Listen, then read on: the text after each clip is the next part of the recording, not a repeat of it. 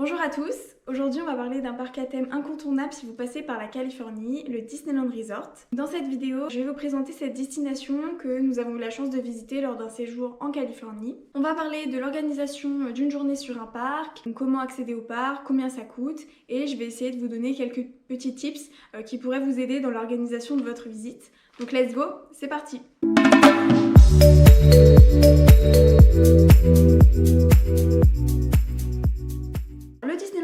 C'est un resort qui est situé à Anaheim, donc à 40-50 minutes en voiture de Los Angeles. Il est composé de deux parcs, le Disneyland Park qui est le tout premier parc Disney qui a ouvert ses portes en 1955 et le Disney California Adventure Park qui a ouvert ses portes en 2001. En plus de ces parcs, on y retrouve également une zone piétonne qui s'appelle le Downtown Disney District, au sein duquel on va retrouver des boutiques qui proposent des produits Disney, mais également des restaurants, des cafés et des boutiques un peu plus classiques. Et enfin, on y retrouve trois hôtels qui sont un petit peu éloignés des parcs mais assez proches de la zone piétonne. C'est un resort relativement petit, peu étalé par rapport à Disneyland Paris par exemple. Les deux entrées des parcs sont situées face à face et à 1 ou 2 minutes à pied, on va avoir accès au Downtown Disney District et à toutes les aménités qu'il propose. Concernant l'accès au parc, c'est assez simple. Si vous venez en voiture, vous allez pouvoir vous garer au parking du resort qui sont forcément des parkings payants. Mais vous pouvez tout aussi bien venir à pied, c'est ce que nous avons fait lors de notre séjour puisque nous sommes partis directement à pied de notre motel et on a pu accéder au parc très facilement. Les trottoirs sur les boulevards sont énormes, c'est assez facile de se repérer, donc pas de souci si vous dormez à proximité dans un hôtel hors du resort, vous allez pouvoir accéder au parc à pied. Pour ce qui est de la composition des parcs à thème en eux-mêmes, dans le Disneyland Park, on va retrouver les lands qui sont communs à tous les Disneyland du monde entier, que ce soit à Tokyo, Orlando, à Paris. On va retrouver le Main Street, Adventureland, Frontierland, Fantasyland et Tomorrowland. Et additionné à ça, on retrouve le New Orleans Square et le Star Wars Galaxy's Edge. Pour ce qui est du parc California Adventure, on retrouve un Hollywoodland, Avengers Campus, Pixar Pier, Grizzly Peak et surtout Cars Land. Pour ce qui est de l'achat des billets, je vous conseille de prendre vos billets à l'avance sur le site de Disneyland Resort ou sur l'application mobile en vous connectant à votre compte Disneyland Paris ou en vous créant un compte tout simplement si vous n'en avez pas déjà un. Une fois sur le site, vous aurez le choix entre deux billets, un billet un jour un parc ou un billet Hopper qui est un billet un jour deux parcs avec lequel vous allez pouvoir vous promener dans un parc de votre arrivée jusqu'à 13h et à partir de 13h vous allez pouvoir circuler entre les deux parcs et profiter des attractions, des spectacles des deux parcs. Vous allez également pouvoir ajouter des options à votre billet comme le Genie Plus qui coûte entre 30 et 35 $ par personne selon la journée. Et vous allez également pouvoir payer votre place de parking à l'avance. Comme ça, le jour J, vous serez tranquille en arrivant. Pour notre part, nous avions choisi de prendre des billets un jour de parc, dont les billets Hopper, tout simplement parce que dans notre trip, nous avions fait le choix de rester qu'une seule journée sur Anaheim. Et finalement, visiter les deux parcs en une seule journée, c'est totalement faisable, à une seule condition, il faut que vous preniez le Genie Plus. Alors, le Genie Plus, qu'est-ce que c'est? C'est une option que vous allez rajouter lors de l'achat de votre billet. C'est en fait un système de réservation de fast-pass qui est disponible dans les deux parcs, qui va vous permettre finalement tout au long de la journée d'accéder à des attractions sans faire la queue, tout simplement en réservant des accès à certains horaires. À chaque fois, ça va être sur une plage horaire donnée. Et lorsque l'heure approche, vous allez vous diriger vers l'attraction et vous allez pouvoir scanner votre Genie Plus. En fait, c'est un petit QR code, vous le scannez et vous passez dans l'attraction sans faire la queue. C'est vraiment une option hyper rentable qui va faciliter votre journée puisque finalement vous allez très peu faire la queue si vous enchaînez bien vos fast-pass et c'est ce qui nous a permis de profiter au maximum des deux parcs, sachant que on va pas retourner dans l'immédiateté en Californie. Cependant, le Genie Plus, c'est une option qui fonctionne sur l'application mobile.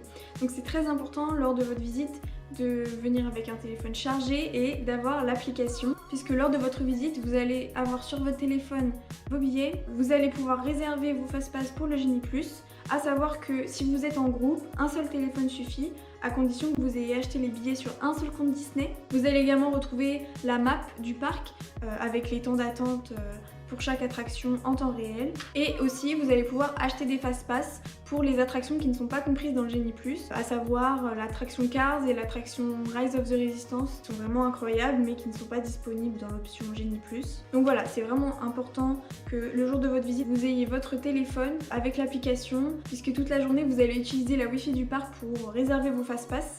Autre petit tips pour passer une journée agréable sur les parcs, ce que je vous conseille c'est que lors de la préparation de votre journée, il faut bien définir vos priorités, c'est-à-dire quelle land je veux visiter, quelle attraction je veux absolument faire, quel spectacle je veux faire.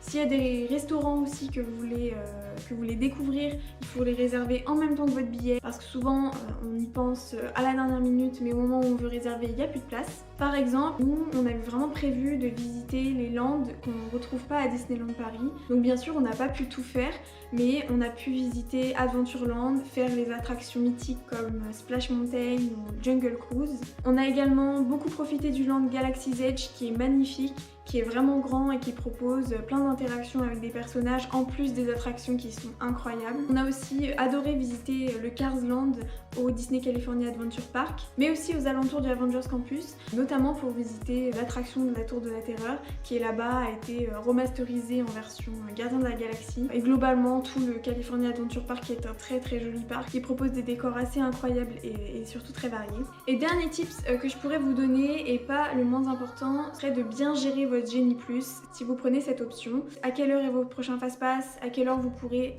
réserver un nouveau Fast-Pass. Et surtout faites bien attention, si vous aviez réservé un Fast-Pass pour une attraction avec un Genie+, et qu'en arrivant l'attraction est en panne, eh bien vous n'aurez pas perdu votre Genie+, puisque l'application va vous donner de manière immédiate un fast-pass pour l'attraction de votre choix. C'est vraiment utile puisque vous n'aurez pas besoin d'attendre de nouveau une demi-heure ou une heure avant le prochain fast-pass. Pour conclure, je dirais que les deux parcs du Disneyland Resort sont des parcs à taille humaine. On peut largement les parcourir à pied. Cependant, gardez en tête que c'est impossible de tout faire en une seule journée, même avec le Genie+. Mais si vous avez l'application, que vous regardez un petit peu les temps d'attente, que vous réservez bien vos fast-pass, normalement vous pourrez, même sur une journée où il y a beaucoup de monde, faire pas mal d'attractions et profiter tout de même. Pour finir sur cette destination, on va faire un petit récap sur les dépenses à prévoir pour une personne. Donc pour le billet, il faudra prévoir environ 240 $ pour un billet un jour de parc. Il faudra prévoir environ 30 $ pour un Genie+, si jamais vous êtes intéressé. Moi je vous le recommande vivement parce que ça permet vraiment de se faire des attractions sans se prendre la tête. Au lieu de faire la queue, on se balade dans le parc, on mange un petit bout, on profite du décor. Éventuellement, prévoyez 30 $ pour un fast-pass en plus du Genie+, si les attractions comme Rise of the Resistance ou Cars vous intéressent. Ensuite, il faut prévoir entre 15 et 20 $ pour manger un petit snack le midi. Pour notre part, on avait mangé au V8 Café à Carsland et les sandwichs étaient très bons. Et enfin, pour ce qui est du merch, c'est à peu près les mêmes prix qu'à Disneyland Paris, donc c'est assez cher. Mais voilà, ça va dépendre de ce que vous aimez, de ce que vous voulez acheter. Donc voilà, c'est la fin de cette vidéo. J'espère qu'elle vous aura plu et qu'elle vous aura aidé à préparer votre visite au Disneyland Resort. La prochaine fois, je traiterai du parc Universal Studios Hollywood que nous avons également visité lors de notre trip en Californie. Merci d'avoir regardé la vidéo. N'oubliez pas que voyager c'est rêver. Ciao ciao!